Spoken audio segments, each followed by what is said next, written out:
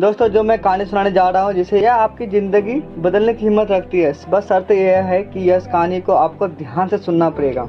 यह कहानी है एक हिरन की। एक बार एक हिरन जंगल में पानी की तलाश में भटक रही थी इधर उधर। बहुत प्यास लगी थी उस हिरन को। बहुत देर से भटक रही थी पानी के तलाश में, लेकिन उसे पानी कहीं पर नहीं मिल रहा था। थोड़ी देर में जंगल में इधर उधर और भटकने के बाद उस हिरन को एक पेड़ के नीचे जाके बैठ जाती है। तो इतने में ही उसे पानी की आवाज़ सुनाई देती है। पेड़ के नीचे से उठकर फौरन पानी की आवाज़ की तरफ भागती है तो वह देखती है कि उसके सामने एक बड़ी सी नदी है। जैसे ही हिरन उस नदी को देखती है बहुत खुश हो जाती है, मानो उसे दोबारा ज़िंदगी मिल गई हो। वह फौरन दौड़ती हुई नदी के पास जाती है और जैसी पानी पीने के लिए अपना सर नदी में झुकाती है तो उसकी नज़र अपने दाएं तरफ पड़ती है। जैसे एक शिकारी नज़र आता है जो हाथ में तीर लिए निशाना कर खड़ा था।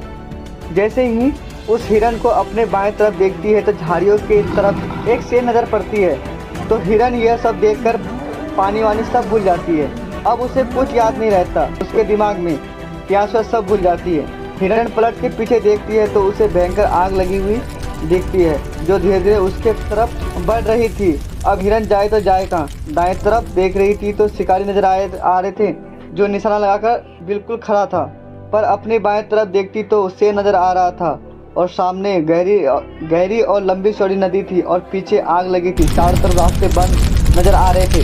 चारों तरफ मुसीबत आ चुका था। अब हिरन सोच में पड़ गया कि अब करे तो करे क्या, कि चारों तरफ से मुसीबत आ चुकी है तो क्यों ना मैं अपना काम खत्म करके यानी अपनी प्यास बुझाकर क्यों ना मरूं। मुझे तो वैसे भी मरना ही है, मैं क्यों ना पानी पीकर मरूं। तो हिरन अपने काम में लग जाती है। लेकिन थोड़ी ही देर बाद जैसे ही वह हिरन पानी पी रही थी और उतने देर में ही ऊपर से काले बादल छा जाते हैं और बादलों से बारिश होने लगती है और जो आग पीछे से लगी हुई थी वो पानी से बुझ जाती है और बारिश के कारण शिकारी का निशाना चूक जाता है और शेर को लग जाता है और शेर की नज़र पड़ती है सीधा शिकारी पर तो शेर शिकारी के पीछे लग जाता है। तो जैसे ही हिरन पानी पीकर सर ऊपर उठाती है तो और वह अपने राइट में देखती है तो उसे शिकारी नज़र नहीं आता है और वह अपने लेफ्ट में देखती है तो शेर भी नज़र नहीं आता है और वह अपने पीछे मुड़कर देखती है तो जो आग लगी थी वह बुझ चुकी होती है। मोरल ऑफ द स्टोरी, मेरे दोस्तों, हमें इस कहानी से यह सीख मिलती है कि इंसान की ज़िंदगी में प्रॉब्लम आती है तो जब आती नहीं और आती है तो जब चारों तरफ से एक बार में आती है, जिस कारण हर इंसान डर जाता है, घबरा जाता है और अपनी ही प्रॉब्लम से। तो आपको क्या करना चाहिए, हमें ऐसी सिचुएशन में आपको ना ही डरना है और ना ही घबराना है और बस शांति से 2 मिनट के लिए सोचना है कि हिरन के पास भी बहुत सारे ऑप्शन थे।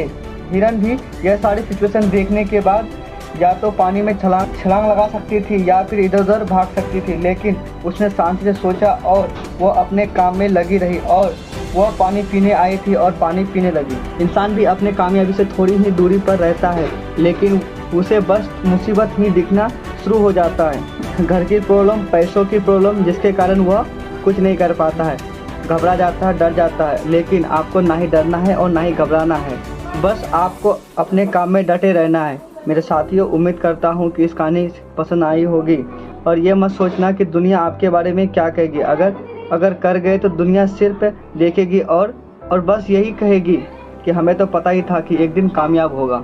मैं रामेश्वर गणेश इसी के साथ आप सबसे विदा लेता हूँ। अगली मुलाकात बहुत जल्द होगी एक नई वीडियो और एक नई सोच के साथ में। तब तक के लिए जय हिंद, वंदे मातरम।